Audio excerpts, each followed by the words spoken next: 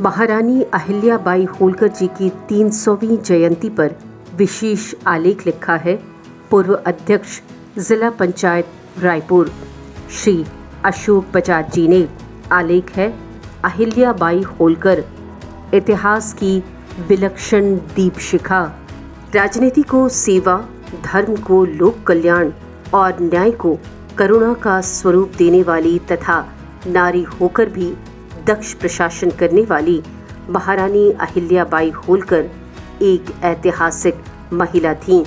समाज में धर्म, संस्कृति, शिक्षा, सेवा और मानवीयता के लिए उनका योगदान अतुलनीय है। अहिल्याबाई होलकर एक आध्यात्मिक और नैतिक क्रांति की अद्भुत मिसाल है। यूं तो भारत का इतिहास नारी शक्ति के शौर्य, वीरता एवं त्याग से भरा पड़ा है। महारानी लक्ष्मीबाई से लेकर रानी दुर्गावती तक की वीर गाथाएं प्रेरणादायी हैं। भारत की नारी को जब जब प्रतिभा दिखाने का अवसर मिला, तब तब उसने उम्मीद से दुगना परिणाम दिया है। वास्तव में पुरुष प्रधान इस देश में नारी सदैव सबल, प्रबल एवं कुशल रही हैं। महारानी अहिल्याबाई ने प्रतिकूलता के बावजूद समाज में अपनी विशिष्ट पहचान बनाई थी। उनका जन्म 31 मई 1725 को महाराष्ट्र के अहमदनगर जिले के चौंडी नामक छोटे से गांव में हुआ। उनके पिता मनकोजी शिंदे एक देशस्थ ब्राह्मण थे। यद्यपि अहिल्याबाई उच्च कुल की नहीं थीं, परंतु उनका व्यक्तित्व ऐसा था कि जब इंदौर के महाराजा मल्हार राव होलकर ने उन्हें देखा तो उनकी सरलता, बुद्धिमता और व्यवहार कुशलता से प्रभावित होकर उनके पिता मनकोजी शिंदे से अपने इकलौते पुत्र खंडेराव से शादी का प्रस्ताव रखा। दोनों परिवारों की सहमति से राजकुमार खंडेराव की शादी अहिल्याबाई से हो गई। विवाह के बाद उन्होंने जीवन के कठिन संघर्षों को सहन करते हुए भी अपने कर्तव्यों को पूरी निष्ठा से निभाया। दुर्भाग्य से शादी के कुछ वर्षों बाद ही खंडेराव की मृत्यु हो गई और फिर ससुर महाराज मल्हार राव भी चल बसे। इसके बाद राज्य की बागडोर संभालने का दायित्व अहिल्याबाई पर आ पड़ा। एक महिला, वह भी विधवा का उस कालखंड में शासन करना न केवल कठिन था, बल्कि समाज की दृष्टि से अस्वीकार्य भी था। परंतु अहिल्याबाई ने अपने अदम्य साहस और विवेक से ये साबित कर दिया कि भारत की नारी भी पुरुषों की तरह सक्षम नेतृत्व प्रदान कर सकती है। युद्ध हो या अन्य चुनौती, पूरी हिम्मत के साथ वो कर्तव्य पथ पर डटी रहीं। उन्होंने जितने युद्ध लड़े, सभी में दुश्मनों के छक्के छुड़ाए। महारानी अहिल्याबाई ने मालवा की राजधानी महेश्वर को एक सांस्कृतिक, व्यापारिक और न्यायप्रिय नगरी बना दिया।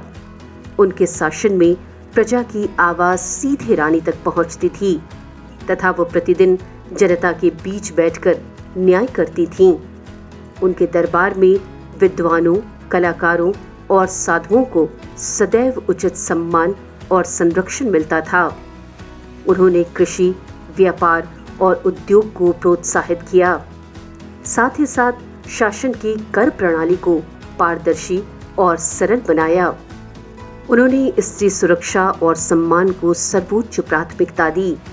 उनकी न्यायप्रियता ऐसी थी कि वह अपने निकट संबंधियों को भी दोषी पाए जाने पर दंडित करने में नहीं हिचकती थीं। वो अपनी प्रजा के लिए ममतामयी माँ थीं तथा उनकी देखभाल शासिका के तौर पर नहीं, बल्कि माता के समान करती थीं। इसलिए लोग उन्हें लोक माता शब्द से संबोधित करते थे। महारानी अहिल्याबाई की सर्वोच्च प्राथमिकता भारत के धार्मिक स्थलों की पुनर्निर्माण की थी। उन्होंने मुगल और अन्य आक्रमणकारियों के आक्रमणों से ध्वस्त हो चुके अनेक मठ मंदिरों को स्वयं के खर्चे से जीर्णोद्धार कराया। हालांकि ये भी बहुत जोखिम भरा कार्य था, फिर भी उन्होंने पूरे साहस के साथ काशी विश्वनाथ मंदिर, सोमनाथ मंदिर हो, मथुरा, वृंदावन, अयोध्या, रामेश्वरम, द्वारका उज्जैन आदि अनेक प्रमुख तीर्थ स्थलों का पुनर्निर्माण अथवा जीर्णोद्धार कराया। महारानी ने धर्मावलंबियों के ठहरने के लिए जहां जहां आवश्यकता थी वहां वहां धर्मशालाओं का निर्माण कर अनुकरणीय कार्य किया। इसी प्रकार उन्होंने आवागमन की सुविधा के लिए सड़कों का निर्माण भी करवाया तथा असंख्य कुएं, तालाब व जलाशय भी बनवाए।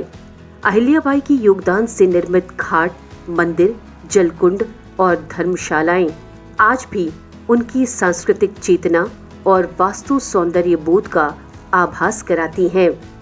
ये उनकी दृढ़ता एवं साहस का जीवंत प्रमाण भी है। महारानी अहिल्याबाई ने धर्म को कर्मकांड नहीं बल्कि जनसेवा और समाज कल्याण का माध्यम मानकर एक आदर्श प्रस्तुत किया है।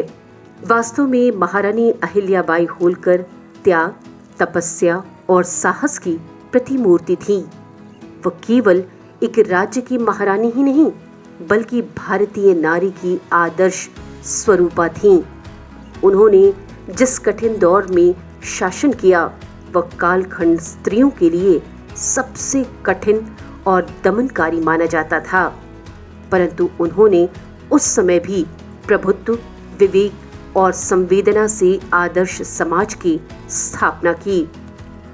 उन्होंने कभी अपने शासन शक्ति को युद्ध या विस्तार का माध्यम नहीं बनाया बल्कि उसे लोक सेवा का यज्ञ माना।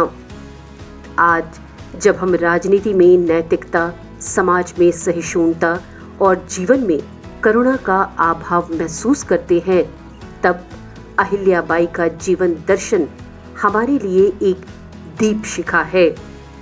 समाज का बड़ा तबका आज भी अहिल्याबाई के नेक विचारों, रचनात्मक कार्यों एवं शौर्य गाथाओं से अनभिज्ञ है, या यूं कहें कि अनभिज्ञ रखा गया है।